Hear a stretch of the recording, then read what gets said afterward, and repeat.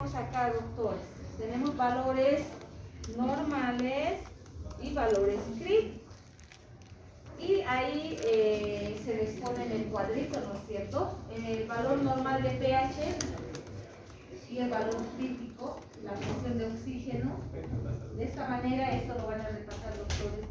Claro que en el momento van a tener su referente, ¿no? Sin embargo, hay que conocerlo. ¿Ya? Continuando. ¿Cuáles son las indicaciones de una gasometría, al igual que la espirometría, ¿no? Vamos a indicar la realización de una gasometría, doctores, de forma urgente, en un caso de paro cardiorrespiratorio, urgente, ¿no? En el coma de cualquier origen, cetoacidótico, en un paciente con broncoespasmo con signos de insuficiencia respiratoria, puede ser en una época agudizada, en el TEP, tromboembolia pulmonar, en una neumonía con signos de insuficiencia respiratoria, en una insuficiencia cardíaca congestiva con signos de insuficiencia respiratoria, en un shock de cualquier etiología, puede ser cardiogénico, shock hipovolémico, shock y demás, ¿no? También podemos pedir esta gasometría, doctores, en la descompensación diabética, en intoxicaciones agudas. Estas serían las indicaciones donde ustedes ya van a solicitar una gasometría arterial. Esto de forma urgente, ¿verdad?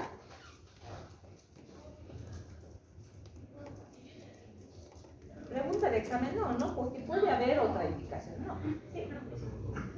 Bueno, cuando hablamos de acidosis metabólica, esto se da cuando el pH está bajo, ¿no es cierto? Y el bicarbonato se encuentra también bajo. pH bajo, HCO3 bajo. La acidez metabólica se da por muchas razones, ¿no es cierto? Esto va a depender de cada paciente y su padecimiento, su patología.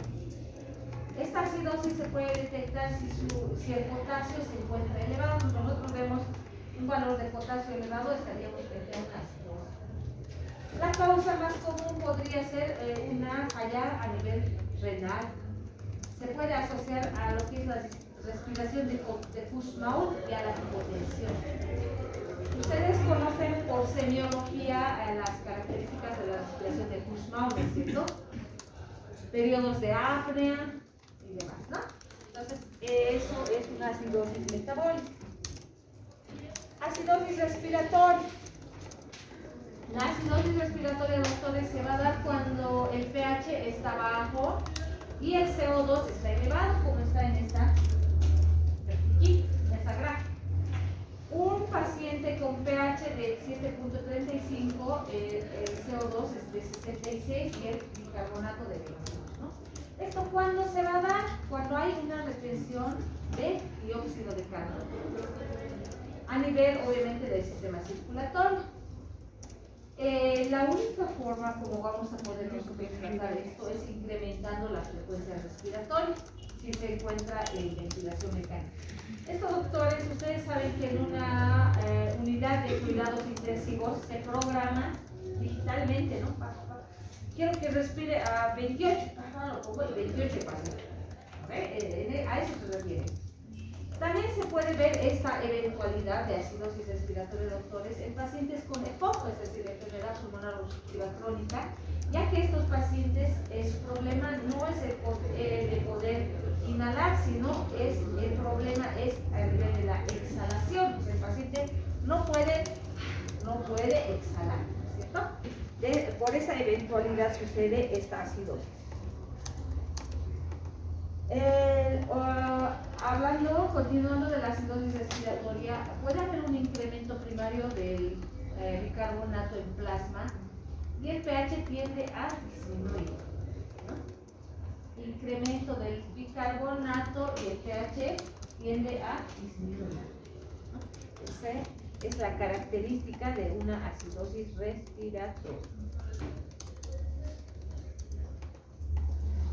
Alcalosis metabólica, otra eventualidad. Esto sucede cuando hay un fallo renal, a nivel renal está la falla. Hay muy pocos iones de hidrógeno en el plasma sanguíneo. Como ejemplo, se puede ver cuando el pH es de 7.35 y un bicarbonato de 32, ¿no? Podemos ver el pH disminuido y el bicarbonato. Esta eventualidad se puede dar cuando el paciente ha perdido demasiado potasio en la sangre, es decir, una hipopotasemia. ¿En qué eventualidades, para que despierten, se puede dar la hipopotasemia? En vómitos, ¿no ve? Perdemos potasio, bastante potasio en vómitos. Y también pacientes que están usando furosemida, ¿no ve? Son depletan potasio. ¿Y en qué más? ¿Un choque hipovolémico? Entonces, en estos pacientes se puede dar. Debido tal vez a por tomar demasiada furosemida, como les decía, es un ejemplo clásico, y no hay mucho que se pueda hacer en este caso, es para terapia, ¿no? Ya. Continuando. Alcalosis metabólica. Es el incremento primario del bicarbonato en el plasma, por lo que el pH tiende a incrementarse. Esta eventualidad sucede en una alcalosis metabólica. Aquí, en una gasometría arterial, en la alcalosis respiratoria, esto pasa cuando hay una ventilación excesiva. El sistema respiratorio se deshace de mucho dióxido de carbono, estamos botando mucho CO2. En este caso, nuestro paciente va a tener un pH de 5.43, CO2 de 22 y el bicarbonato va a estar de 24. Esto, doctores, puede ocurrir, por ejemplo, cuando el paciente está hiperventilando. Hay pacientes que empiezan a renegar, se estresan y empiezan a... No es cierto, en ese caso sucede. Si se tiene en ventilación mecánica, se le debe bajar la frecuencia respiratoria. Como decíamos, en el aparato nosotros bajamos a 16 o 14. Y eso nos va a ayudar para corregir esta eventualidad. En la alcalosis respiratoria va a haber disminución primaria del bicarbonato en plasma, por lo que el pH tiende, en este caso, a aumentar. Son eventualidades que suceden y que tenemos que conocer. Bueno, ahora estén atentos, pendientes, porque vamos a empezar a hacer preguntas. Apenas sepan, así, ¿no? Para que yo vaya registrando y tengan su puntito extra. No sé si llegan a visualizar o yo les puedo. Ya están viendo. Tenemos. Este es el caso práctico 1. ¿Cómo está la capacidad vital forzada? ¿Ven? Sí. ¿Cómo está el FEV1? ¿Cómo está el cociente? Y tenemos nuestro chanchullo. Y acá están los gráficos. ¿Ya? ¿Han analizado? ¿A qué patrón corresponde? ¿Alguien la mano? ¿A qué patrón corresponde? ¿Alguien sabe? Les digo, capacidad vital forzada 101, FEV1 99.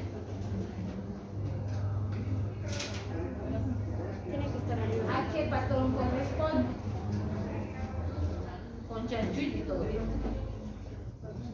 ¿Alguien habló aquí? Ya. ¿Cómo apellida, doctora? Condori. Condori dice normal. ¿Qué opina? Sí, ¿no ve?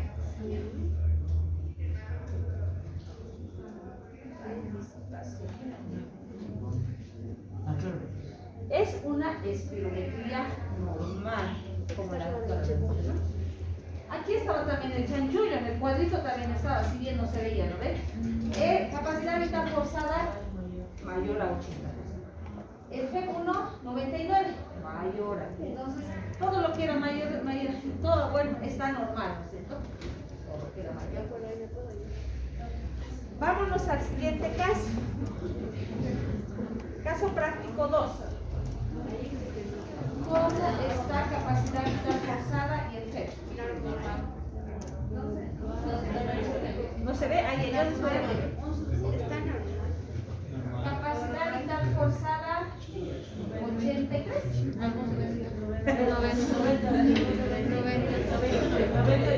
Sí, 90, 83. ¿Cómo están? ¿Quién alza primero? ¿Qué apellido? Por estar distraída, ya no les he visto, ya manos nomás. Exactamente, ¿no? Se trata de una espirometría normal. Aquí está el cociente incluso, ¿no? Ha tomado en cuenta esto. Ya. Vámonos al caso práctico 3. Reducido. Está normal, está disminuido. ¿Está? Disminuido. ¿Qué patrón? Los dos, porque el FB1 está en 37 y el FC está en 37 y el F1 está en 40. Ya. ¿A qué patrón corresponde? Mixto. ¿Qué apellido? Figueredo. Aquí está el Figueredo y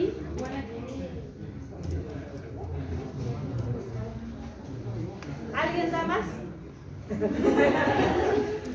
Evidentemente mixto, pero ustedes tienen que darme la gravedad. ¿Quién nos daba la gravedad? El G1, ¿se acuerdan? ¿Se acuerdan? Y según la gravedad, según CEPAR, hemos sustrayado, ¿no ve? Menor a 40%. Entonces es un patrón mixto grave. ¿Ya? Súper. Vámonos avanzando. ¿Qué patrón representa? Un patrón obstructivo. El patrón obstructivo, la relación F1-FBC menor a 70%, ¿no es cierto? La gravedad se considera leve cuando el F1 es mayor a 80%, moderada cuando F1 es de 50 a 80%, grave F1 de 30 a 50% y muy grave F1 menor a 30%. Entonces, ¿quién nos ayudaba a ver la gravedad? F1. Volumen expiratorio al final de la expiración. Para resumir, F1 voy a decirles, ¿ya? Eso es repasando, ¿verdad? ¿Quién nos muestra patrón restrictivo? El cociente, ¿verdad? El cociente F1 sobre FBC, que es mayor a 70%. Capacidad vital forzada va a estar menor a 80% y el F1 puede estar normal o menor a 80%. En un patrón restrictivo, doctores, esta eventualidad vamos a encontrar. Esto es repasando, doctor. Patrón mixto. Este combina las características de las dos anteriores, ¿no es cierto? Todos los parámetros van a estar disminuidos, ¿verdad? El volumen, el cociente menor a 70%, capacidad vital forzada menor a 80% y el FEB1 menor a 80%. Este patrón generalmente se presenta en pacientes con EPOC que están de larga data, ¿no? EPOC muy evolucionados. Bueno, este es un algoritmo que nos va a servir, ¿no? Que hacemos en determinados momentos. Si tenemos en una maniobra aceptable, si no es aceptable, vamos a rechazar o repetirlo. Si es aceptable, es normal, nos vamos a preguntar. Va a ser normal cuando capacidad vital forzada, el F1 va a ser mayor a 80%, ¿cierto? Si no es normal, capacidad vital forzada y F1 va a ser menor del 80%. ¿Y qué tipo de alteración es? Vamos a ver de acuerdo al cociente si es un patrón obstructivo, no obstructivo o indefinido, ¿no? ¿Qué grado de severidad tiene? Y de esa manera, ¿no? Podemos nosotros emitir un juicio. Para eso nos sirve este algoritmo, o por eso lo he pegado a la presentación.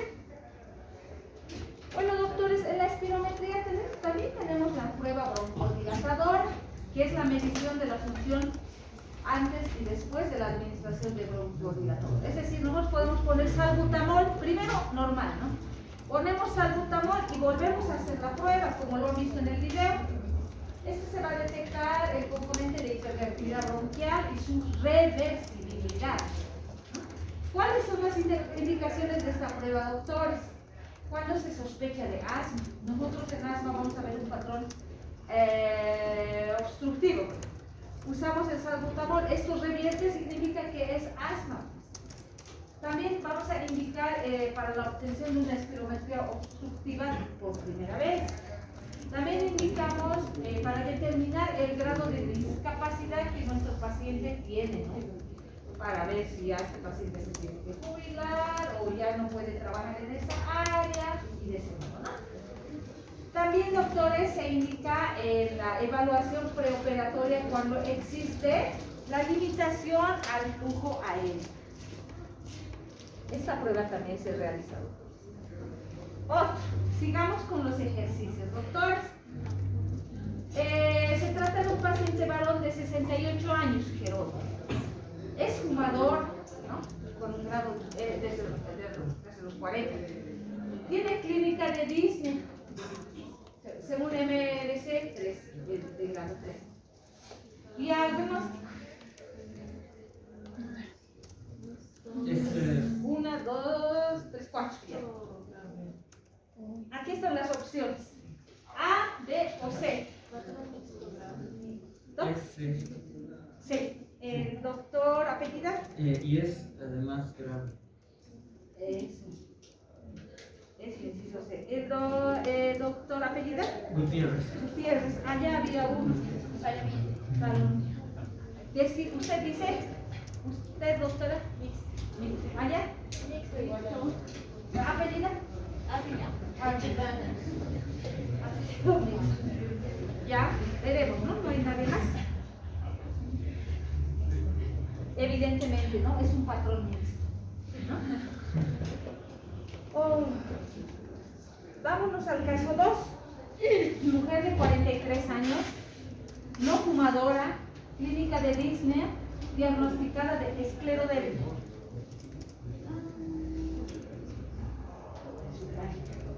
Bien, la doctora y la doctora. 1, 2, 3, listo. ¿Doctora qué? Yo, doctora. ¿Ya? ¿Usted, doctora? ¿Aquí? A. B. A, B, B. ¿Alguien se lo contesta a la doctora? B. A, B, B, B. ¿Quiénes han dicho B? ¿Me dictan? ¿Sus apellidos? Martínez. ¿La doctora? Ali. ¿La doctora? Palomino. Ay, perdón. Palomino. Ya. Continuaremos. Caso 3. Atentos, doctores. ¿Dónde están los doctores? Allí están durmiendo. Mujer de 76 años, fumadora de 2 paquetes Disney de moderados esfuerzos. Ya, analicen. 1, 2, 3, 4. ¿Alguien más? 5, 6. 1, 2, 3, 4, 5, 6, 7, 8, 9, 10, ya todos. Bueno, los 6 que nos haremos valer, ¿no? A ver, doctor, ¿qué está con? ¿Cuáles? A. Allá, doctora. A.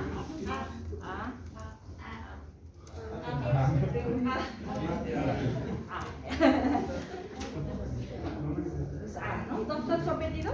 Cama, con doble C. ¿Vale? Palomino, un palito le pondremos, ya tenemos registrado. Aquí, doctora. Aquí.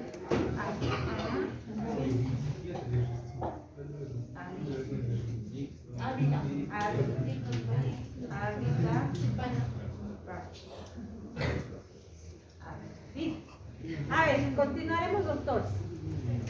Me tenían que decir el apellido. ¿Alguien da? Es doctora de moderada. ¿No ve? ¿Alguien da más? La doctora Radón. Es grave. ¿Por qué es grave? ¿Alguien me puede decir? ¿Quién nos daba la gravedad, doctor? El F1. Estaba muy bajo, estaba menos de 40. Entonces, el doctor Gutiérrez es una doctora. Sí. Gutiérrez. El FEB1 está bajo, como dice el doctor. Bueno, esto es repasando, ¿no? La utilidad de la relación FEB1 y FBC en un patrón respiratorio normal, este es su valor de 70-90%. En un obstructivo, el cociente menor al 70%. En un restrictivo, el cociente mayor al 90%, ¿no? Esto es pues, repasando, doctor. Que aquí ya están los compañeros dominando, ¿no? También es importante que conozcamos las resistencias pulmonares, ¿no es cierto? La resistencia elástica, que se da en la estática, depende de la disponibilidad pulmonar. Esto de la elasticidad y la tensión superficial, que son más importantes en condiciones normales. Las resistencias aéreas, que son más dinámicas, ¿no es cierto? Va a depender del diámetro de las vías aéreas y del flujo de aire. Puede ser importante en patologías, en patologías por estrechamiento de las vías aéreas, como ser asma, bronquitis crónica. Los cambios en la ventilación con el ejercicio. Ustedes saben que con el ejercicio va a haber cambios, ¿no es cierto? Acá el aumento de la ventilación minuto durante el ejercicio moderado se produce a costa del aumento del volumen, sin apenas cambios en la frecuencia respiratoria. No va a haber mucho cambio a este nivel. Y cuando se realiza en forma mantenida un ejercicio intenso, ¿no? Se va a producir un aumento brusco de lo que es la frecuencia respiratoria por aumento del metabolismo anaerobio. Por eso nos da lo que se llama la, ¿qué se llama ese? La MACUR, anaerobio. Otro estudio complementario, no estudio, sino otro, bueno, la oximetría del pulso, que actualmente se lo considera el quinto signo vital, ¿no es cierto? Todos tenemos nuestro aparatito, las compañeras que están rotando ya han llevado, tienen su aparatito y no, pues no tiene que ser el aparato para adorno, tenemos que usarlo en los pacientes, ¿no es cierto? Entonces, esta oximetría de pulso, doctores, es un método no invasivo, ¿no es cierto?, que nos permite la estimación de la saturación de oxígeno de la hemoglobina arterial y también vigila lo que es la frecuencia cardíaca, ¿no es cierto? Es la saturación, esta es la frecuencia cardíaca y la amplitud del pulso, hace una grafiquita, ¿no es cierto?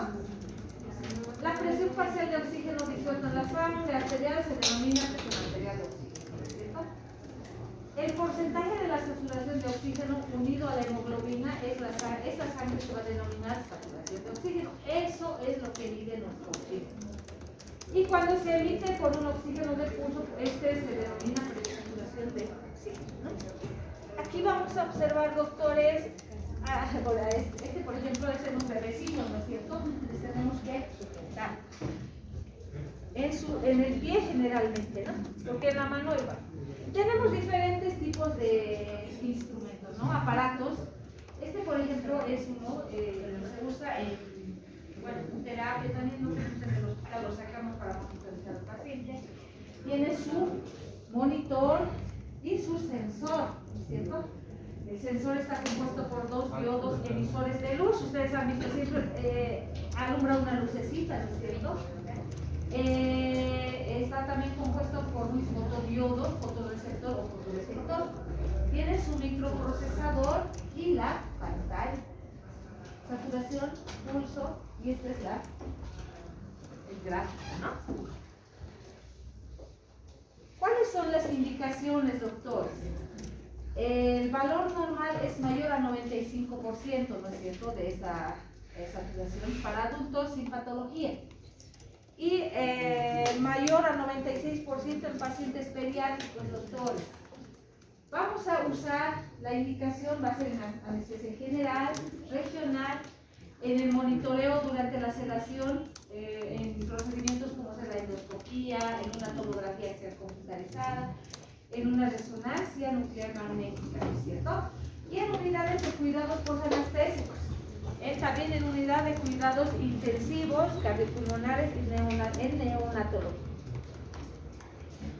También vamos a indicar en ventilación mecánica, en guía de destete de ventilación mecánica. ¿Esto qué quiere decir? Nosotros vamos a retirar el ventilador y vamos a monitorizar mediante esto, ¿cómo va, no? ¿Cómo va la ventilación?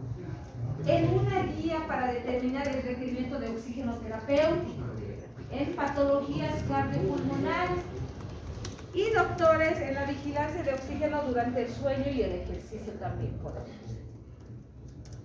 También pedimos las indicaciones, como ven, son bastante, ¿no? La presión arterial de oxígeno que no esté disponible, en la apnea obstructiva del sueño, en un paciente que tenga obesidad mórbida, en pacientes en ginecobstetricia, en neonatología, en pediatría y en el servicio de geriatría. En todo ello vamos a usar este instrumento que está bastante, bueno, pues casi todos lo tenemos, ¿no es cierto? ¿Cuáles son las causas de disminución de la saturación de oxígeno?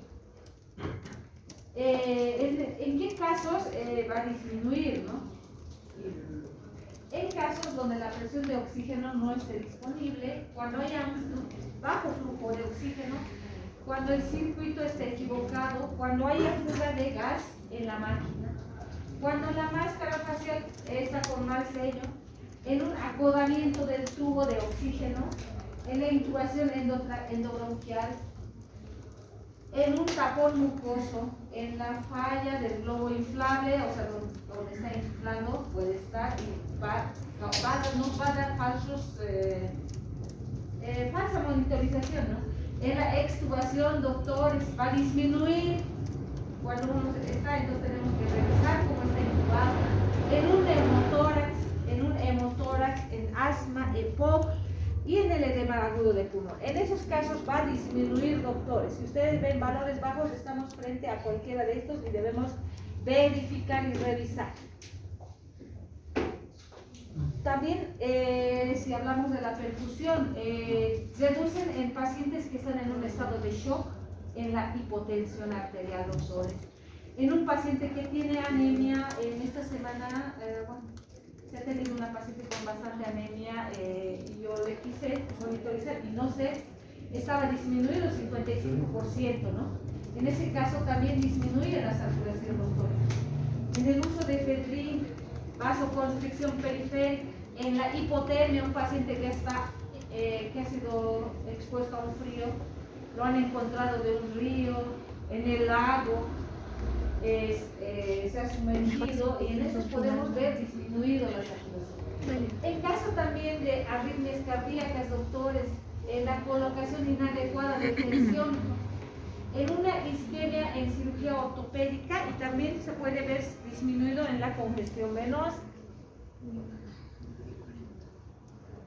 Ahora, ¿cuándo se puede ver falsas lecturas?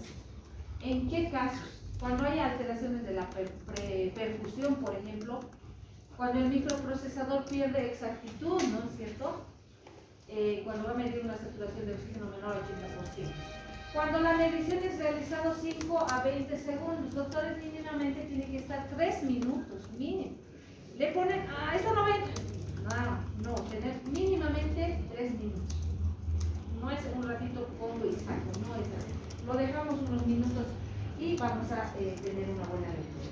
Cuando hay pigmentación oscura en la piel, por ejemplo, por el esmalte de las uñas, las señoras al consultorio vienen con problema respiratorio, yo quiero ver cuánto está saturando sus uñas pintadas.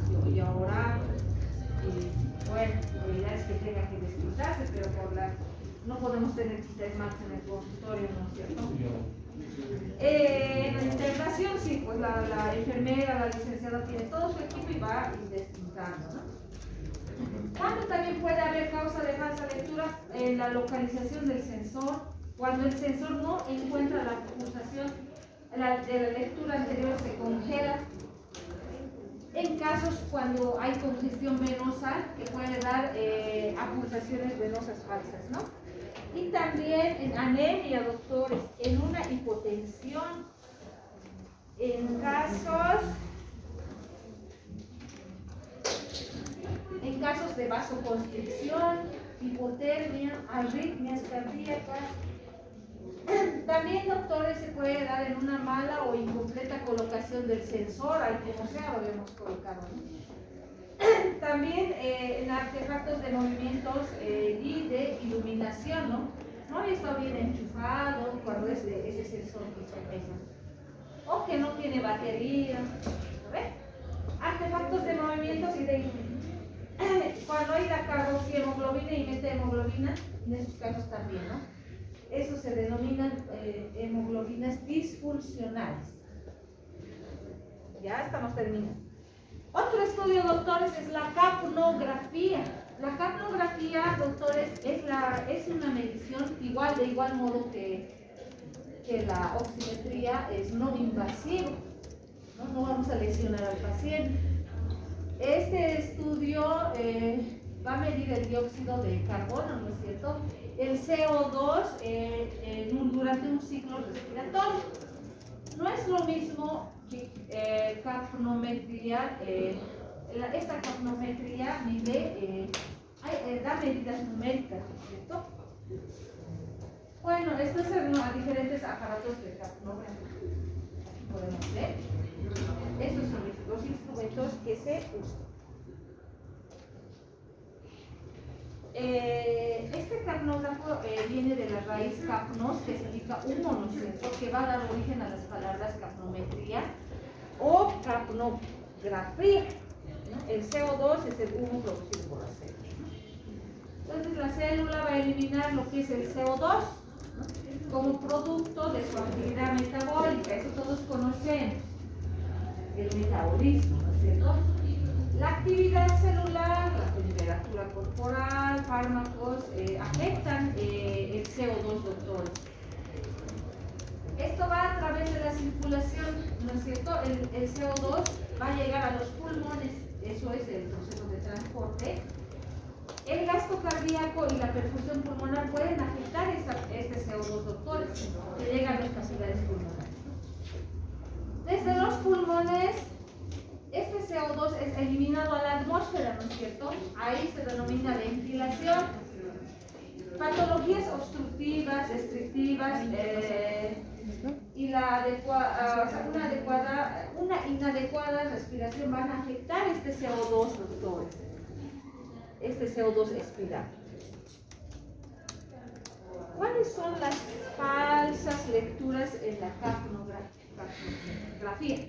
Los valores normales de CO2 están entre el rango de 35 a 45 milímetros de mercurio, ¿no es cierto?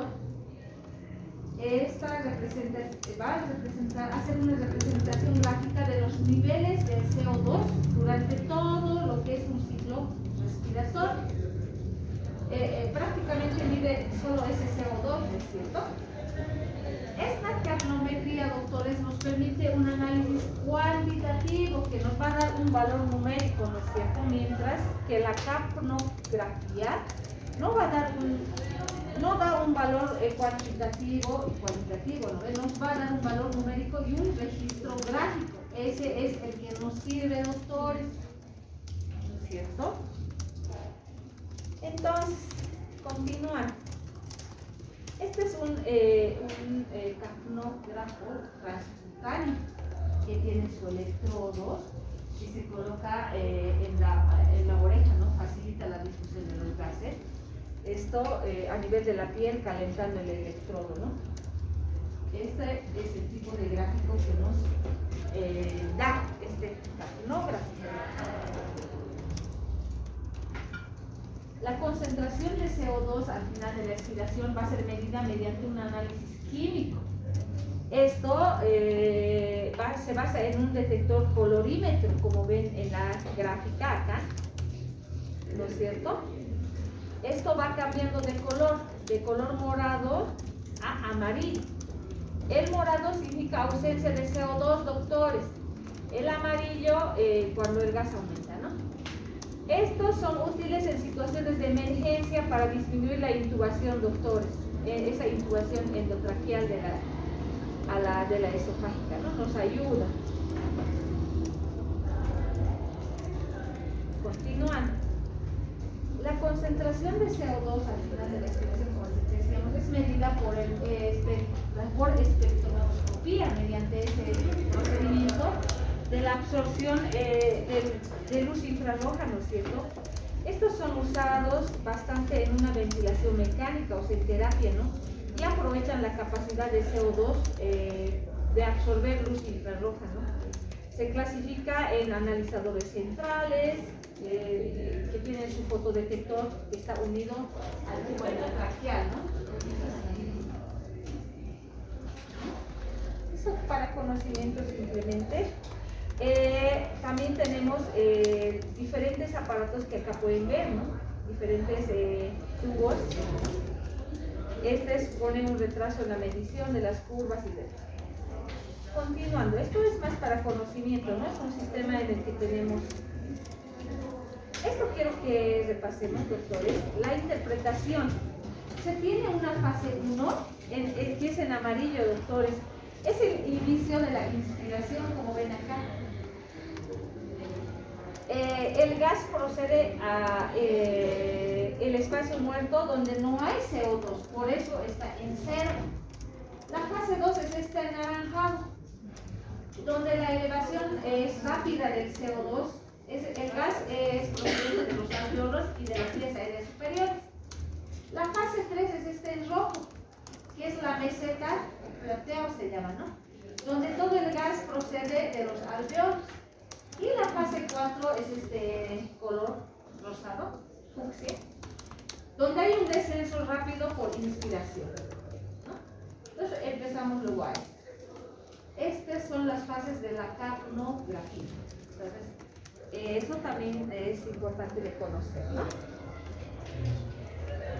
Aquí tenemos diferentes tipos de capnógrafos, ¿no? Como pueden ver. Al azar. Aquí hay una inadecuada. Aquí tenemos también diferentes tipos, ¿no? A ver, continuando. El uso en emergencias, ¿no? Esto podemos usar para ver la correcta colocación del tubo traqueal, en tráquea, ¿no? Durante la intubación. Nos sirve para detectar que si hubiera habido una extubación por manipulación del paciente, en obstrucciones de la vía aérea en pacientes conectados al respirador, ante una detección de respiración espontánea en pacientes con relajación muscular, en ayuda de las correctas, o sea que si hayamos hecho una correcta reanimación cardiopulmonar, nos va a ayudar en la reanimación cardiopulmonar a identificar la recuperación de lo que es el ritmo cardíaco. Para eso nos sirve este capnógrafo, doctores. Se están matando al lado, creo. Entonces, aquí tenemos la representación gráfica, ¿no es cierto? Y los diferentes aparatos que se tienen. Principalmente lo tienen en unidad de cuidados intensivos. Acá tenemos el monitor de un capnógrafo, ¿no? ¿Se acuerdan en colores? Aquí tenemos el gráfico de un capnógrafo antes de la intubación, cuando ya está intubado, porque como nos ayuda en la valoración del procedimiento, doctores. Acá también tenemos en el intervalo, en una reanimación cardiopulmonar y cuando ha habido restauración de la circulación espontánea. En la reanimación nosotros estamos comprimiendo, ventilando, ¿no? Y aquí en la restauración. Ahí hasta espontáneo, ¿no? Acá tenemos la lentificación de la expiración. A ver, vamos a ver. Yo les iba a preguntar, pero vamos a nomás un poco, ¿no? Por ejemplo, ¿cuándo se ve la lentificación de la expiración? En un broncoespasmo, en un EPOC, asma, ¿no? También podemos tener una depresión, esta forma. En el primer tramo de la meseta puede deberse esto generalmente a un acodamiento o a un espasmo bronquial. Conclusiones, terminando, doctores. Este capnógrafo va a constituir una herramienta útil, ¿no es cierto?, en el manejo de todo paciente que estamos vigilando su estado de ventilación. Nos va también a decir algo del estado metabólico y del estado acidótico de nuestro paciente, lo que es el gasto cardíaco. También, doctores, está claro que la información obtenida no puede ser considerada aisladamente. Siempre tenemos que asociar con la clínica, hacer una gasometría arterial, ¿no es cierto? Siempre vamos a necesitar correlacionar Vamos a destacar la utilidad de esta capnografía en la determinación con la certeza, ¿no?, de cómo está el tubo endotraqueal, si está correctamente colocado. También nos ayuda, bueno, si conocemos los principios en los cuales está basado y conociendo sus límites de esto, ¿no?, será de mucha ayuda en nuestra práctica cotidiana, doctor. ¿Tienen alguna pregunta, doctores? Lo he tratado de hacerlo. De ventilación, no de perfusión, ¿verdad? Exactamente.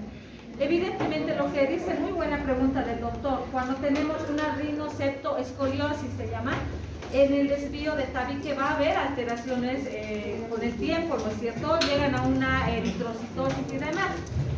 También habla, ustedes, el uso del barbijo con el tiempo, ¿creen que nos va a dar alguna consecuencia en lo posterior? Estamos sí, disminuida, y a la larga nos va a dar problemas posiblemente de eritrocitosis o algo. Ahorita estamos en ambiente cerrado, sería nomás necesario que usemos, pero en un ambiente abierto podemos optar por retirarlo, ¿no? Bueno, eso sería, doctores. Esto lo voy a prender a la plataforma, denme un tiempo. Y la tarea, por favor, lo voy a enviar hasta mañana en la noche. Háganlo lo más bonito, ¿no?